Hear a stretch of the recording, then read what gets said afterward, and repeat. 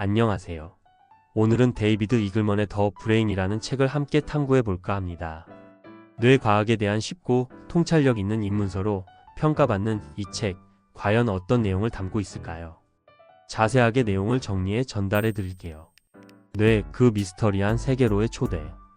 더 브레인은 우리가 누구인지, 어떻게 현실을 인지하는지, 의사결정을 어떻게 내리는지, 그리고 삶이 어떻게 조종되는지 등 우리 뇌에 대한 근본적인 질문들을 던집니다. 뇌과학의 복잡한 내용을 대중의 눈높이에 맞춰 쉽고 흥미롭게 설명하고 있어 과학적 문제뿐 아니라 철학적 고찰까지 가능하게 하죠. 책의 구성 및 주요 내용. 이 책은 각 장을 질문으로 시작하여 소크라테스의 대화법처럼 질문과 답변을 통해 이야기가 전개되는 독특한 구성을 가지고 있습니다. 전문적인 내용이 많지만 쉽게 읽히고 흥미를 유지할 수 있도록 구성되어 있다는 점이 큰 장점입니다. 마치 뇌과학자와 함께 대화를 나누는 듯한 느낌을 받을 수 있을 거예요. 나는 누구인가? 뇌과학적 접근. 더 브레인은 뇌의 중요성과 뇌과학적 접근을 통해 나는 누구인가라는 근원적인 질문을 탐구합니다.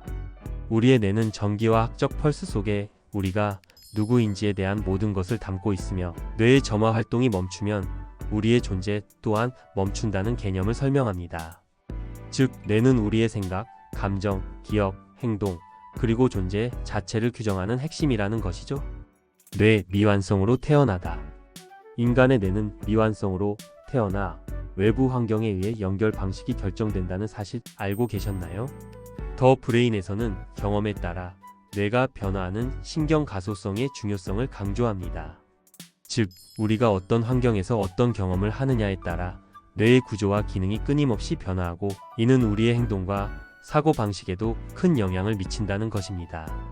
뇌과학의 최신 발견, 그리고 한계. 이 책은 뇌과학의 최신 발견들을 매혹적으로 풀어내면서도 신경 가소성, 낙관론의 한계에 대한 고민도 제시합니다. 뇌는 끊임없이 변화하지만 그 변화가 항상 긍정적인 방향으로만 이루어지는 것은 아니라는 점을 지적하며 뇌의 변화를 조절하고 통제하는 방법에 대한 고민을 던집니다. 저자 데이비드 이글먼은 누구인가? 데이비드 이글먼은 미국 스탠퍼드 대학교 신경과학과 부교수이자 베스트셀러 작가입니다.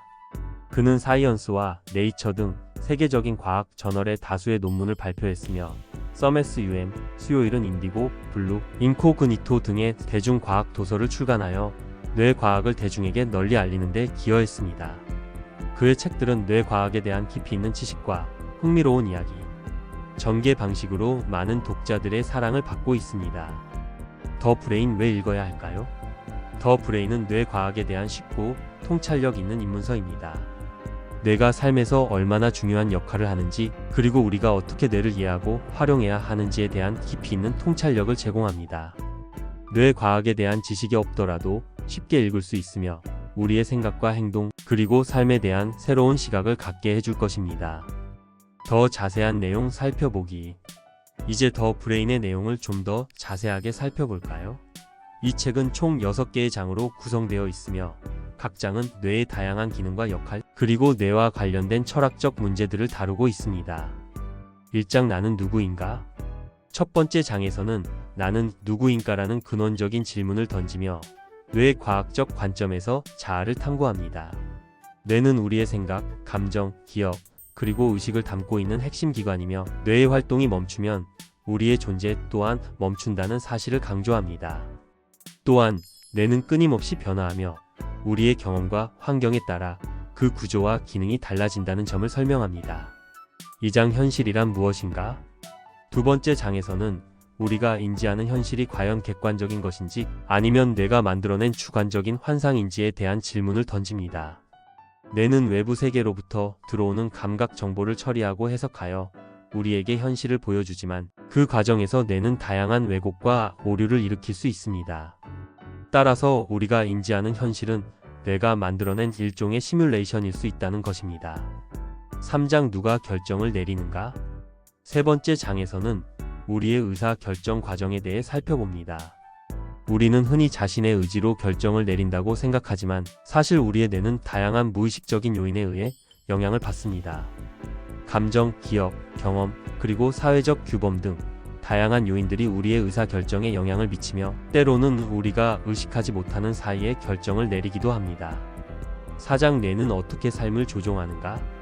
네 번째 장에서는 뇌가 우리의 삶에 미치는 광범위한 영향에 대해 다룹니다.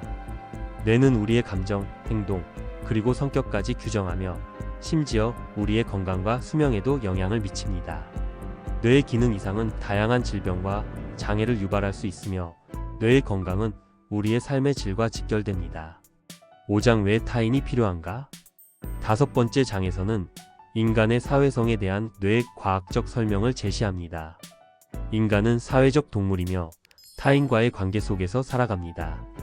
뇌는 타인과의 상호작용을 통해 정보를 얻고 감정을 공유하며 사회적 규범을 학습합니다.